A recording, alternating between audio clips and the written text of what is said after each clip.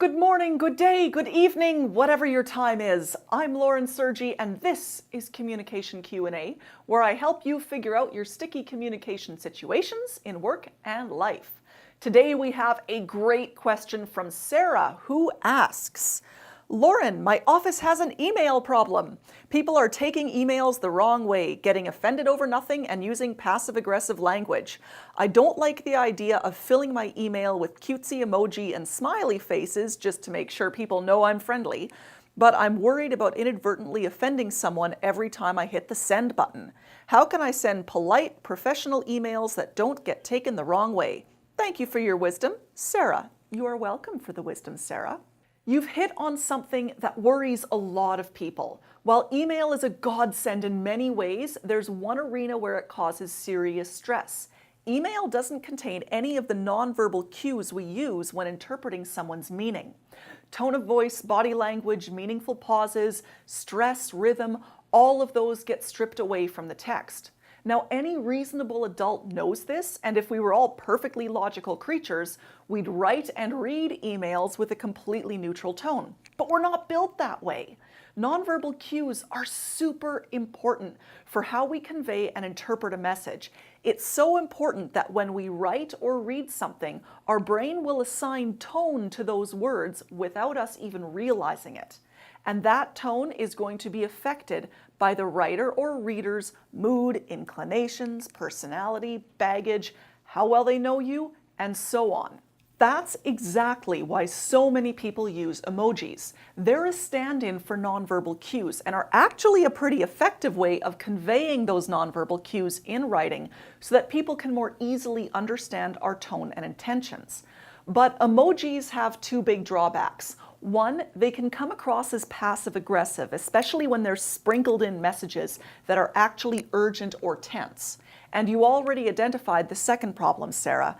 They can definitely come across as juvenile and unprofessional.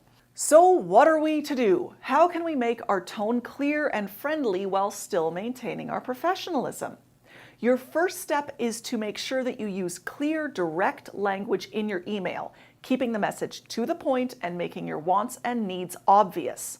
I like to stick to 1 or 2 points or questions in each email and make it as easy as possible for the reader to understand what I'm driving at.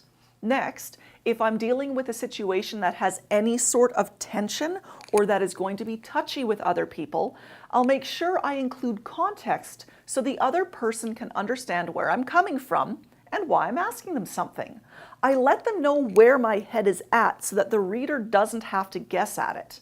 Let's say that a coworker and I are working with a short-tempered client and my coworker has come up with a proposal to send to them. Instead of emailing my team member and saying, "Is this proposal going to piss off our client?"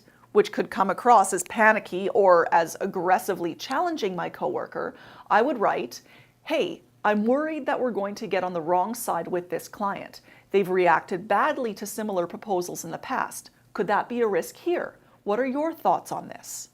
In this email, I'm letting them know that I'm not challenging how good the proposal is, but rather that I'm concerned over whether or not the client is going to blow up over it. I also tell my coworker why I'm worried about this, because the client has done something similar in the past. Then, instead of slamming the proposal, I ask for my coworker's opinion, which gives them a chance to look at the proposal again from my point of view and weigh in on my concerns.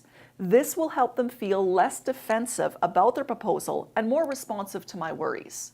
Once I've written the email, I then read it out loud in a few different tones of voice. Hearing your email out loud will help give you an idea of what it might sound like to your coworker.